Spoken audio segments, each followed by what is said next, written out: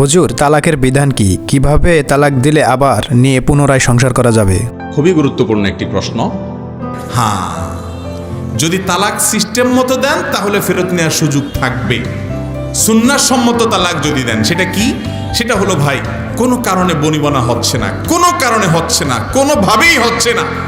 আল্লাহ তাআলা কোরআনে কারিমে 3টা ধাপ বলেছেন। নাম্বার 1, প্রথমে নসিহত করবেন, উপদেশ দিবেন, বুঝাবেন। এতে হয় না, রাগ করে বিছানা পৃথক করেন, অভিমান করেন, বাসা ছেড়ে চলে যান, একটু অভিমান করে দূরে থাকেন, দেখেন সংশোধন হয় কিনা, তাতেও হচ্ছে না। ফাবাহাদু হাকামান মিন আহলি ওয়া হাকামান মিন আহলিহা, দুই পরিবারের দুইজনকে বা একাধিক ব্যক্তিকে সালিস এনে তাদেরকে দিয়ে বসে বৈঠক করে ঠিকঠাক করার চেষ্টা করেন, দেখেন ঠিক হয় কিনা, তাতেও হচ্ছে না। এবার আপনি ভয় পাচ্ছেন না, এর সাথে ঘর করলে তো আমি কখন খুন করে বসি, কখন গালি দিয়ে বসি, না আমার চরিত্র নষ্ট হয়, মুখ নষ্ট হয়, গুনাহ হয়ে যায়, চলবে না একসাথে কোনোভাবে। তাহলে এবার আপনার কাজ হলো একজন দক্ষ বিদগ্ধ মুফতি, আলেম, ফতোয়া বোর্ডে ভালো কোনো ব্যক্তির কাছে যান, যে বলেন হুজুর সমস্যা তো এই, আমি এখন তার ওনার সাথে ঘর করতে পারবো না, আমি ডিসিশন নিছি আমরা আলাদা হয়ে যাব। তাহলে কিভাবে হবো, পদ্ধতিটা আপনি বলেন। হুজুর আপনাকে শিখাই দিবে এমন পদ্ধতি, যে পদ্ধতিতে দিলে আপনার তালাকটা দেওয়ার পরও 10 বছর পরও যদি আবার স্বামী স্ত্রী একসাথে হইতে চান, সেই রাস্তা থাকবে। বলে দেব পদ্ধতি। সবাই দেখি তালাক দেওয়ার জন্য পাগল। পদ্ধতিটা হলো, 1 তালাক দিবেন। কয় তালাক দিবেন?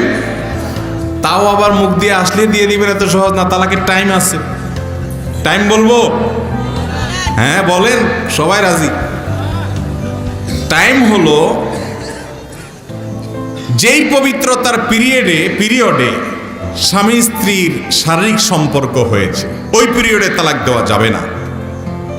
এরপরে পবিত্রতার পিরিয়ড যাওয়ার পরে মাসিক আসবে, মাসিক চলে যাবে, হওয়ার পরে আবার পবিত্র হবে, সেই পবিত্র হওয়ার পরে এখনো শারীরিক সম্পর্ক হয় নাই, এই অবস্থায় তালাক দিবেন। কেন শরীয়ত এতটুকু অপেক্ষা করছে জানেন?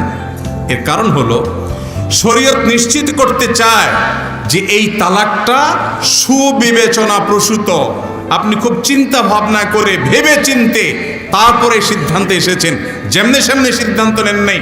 কারণ একটা পবিত্রতার পিরিয়ডে শারীরিক সম্পর্ক হয়েছে, মাসিকের একটা পিরিয়ড চলে গেছে, আপনার চাহিদা তৈরি হয়েছে, এরপরে নতুন পিরিয়ডে পবিত্র হয়েছে। এই পবিত্র হওয়ার পর প্রচণ্ড রকমের চাহিদা থাকার কথা, এই সময়টাতেও আপনি তালাক দেওয়ার জন্য প্রস্তুত। তার মানে আপনি খুব ভেবে চিনতে, আপনার তার প্রতি আকর্ষণ আগ্রহ থাকার পরও আপনারা একে অন্য থেকে পৃথক হতে চাচ্ছেন, তালাকের ডিসিশন নিতে চাচ্ছেন। এটা যে সুচিন্তিত, এটা যে হুটহাট করে নয়, এটা যে ঠান্ডা মাথায় বুঝে শুনে, সেটা নিশ্চিত করবার জন্য শরীয়ত এতগুলো ধাপ অবলম্বন করছে। অবশ্যই এটা একমাত্র কারণ না, এর আরও কারণ আছে, সেদিকে আমি যাচ্ছি না। কেন এতটুকু অপেক্ষা করতে বলছে, এটা একটি কারণ বললাম শুধু। এরপরে আপনি তখন যা বলবেন 1 তালাক দিলাম, এটা দেওয়ার পর আপনি ছেড়ে দেন। 1 মাস পর যদি দেখেন যে না, বনিবনা হয়ে গেছে, আবার ফেরত নিয়ে আসতে পারবেন। 2 মাস পরে নিছেন, আবার ফেরত নিয়ে আসতে পারবেন। 3 মাস হয়ে গেছে, শেষ সম্পর্ক। চাইলে এবার ওই মহিলা আরেক জায়গায় বিয়ে বসতে পারে, আপনি আরেক মহিলাকে বিয়ে করতে পারেন। আর যদি কোনো কারণে উনি আর কোথাও বিয়ে বসলেন না, বা বসলেন 2-4-5 বছর পরেও আবার একত্র হতে চান, যেহেতু তালাক একটা দিয়ে পৃথক হয়ে গেছেন, আবার নতুন করে সিস্টেমিক্যাল ভাবে স্বামী স্ত্রী হিসাবে নতুন করে বিবাহে আবদ্ধ হওয়ার সুযোগ আছে। আমি কি বুঝাইতে পারছি? কিন্তু এই তালাক কেউ দেয় না ভাই। কি তালাক দেয়? বেগুন তালাক দেয়। বেগুন তালাক শুনছেন? বউরে তালাক দেয় না, বউর 14 গোষ্ঠী শুদ্ধ তালাক দেয়। 2 তালাক 3 তালাক দেয় না, 3000 তালাক দেয়। আমি ছোটবেলায় মাদ্রাসায় যখন পড়ি, নোয়াখালীতে, একেবারে ছোট, মানে বিছানা পেশাব করার পিরিয়ড পার হয়েছি মাত্র, এই মিজানও না উর্দু কায়দায় পড়ি। আমার মনে এখন পড়ে আর কি, তখন বুঝতাম না, ছোট ছিলাম। আমার লজিং মাস্টার এই বুড়া সারাদিন বুড়িরে সকাল বিকাল বলতো, তুই ধা ধা ধা। আমি ধা মানে বুঝতাম না, নোয়াখালী ভাষা ধা মানে ভাগ। তালাকে কেরায়া, অনেক সময় তালাকে সরি, এরকম সে দিত অহরহ, আবার তার সাথে ঘর করত। ভাইরা আমার, জেনা হবে। তালাক দেওয়ার পরও যদি সম্পর্ক করেন সেটা কি হবে? জেনা হবে। এই জন্য তালাক দেওয়ার পর যদি স্বামী স্ত্রী দুজন আবার মিলেমিশে থাকতে চান, তাহলে যেভাবে বললাম সেভাবে দিবেন, এক তালাকের বেশি না। এবং সেটা পরামর্শ করে মুরব্বীদের সাথে, বিচক্ষণ লোকদের সাথে। খবরদার, আবারও বলছি, রাগ হয়ে দুটা ধাক্কা দিয়ে দেন, অন্যায় হয়ে গেলে আপনার বিচার হবে জোরে ধাক্কা দিচ্ছেন, কিন্তু তালাক দিয়ে দিচ্ছেন, বিচার করে কিছু হবে। অনেকে এসে কান্দে, হুজুর এখন একটা রাস্তা দেখান না। প্রায় সময় আমাদের মসজিদে আসে, তালাকের ফতোয়া শোনার পর আমার নিজেরই খারাপ লাগে। 2-3টা বাচ্চা আছে, হাফেজ ছাত্র আছে, ছেলে আছে, দেখা যাচ্ছে স্বামী স্ত্রীর মধ্যে তালাক হয়ে বসে আছে। 3টা তালাক হয়ে গেছে, জীবনে বারবার একই কাহিনী করছে, বারবার করছে। অনেক প্রবাসী আছে, দূরের থেকে মোবাইলে ফোনে বউর সাথে কথা বলে চুলের তো নুন বেশ কম হয়েছে, বোর 14 গোষ্ঠী শুদ্ধ, পুরো দেড় শুদ্ধ তালাক দিয়ে দেয়। আছে না নাই? আমি বলি ভাই, মাথা বেশি হট হয়ে গেলে মোবাইলটা বন্ধ করে চুপচাপ বসে থাকেন 3 দিন, দেখবেন মাথা নর্মালে আসছে।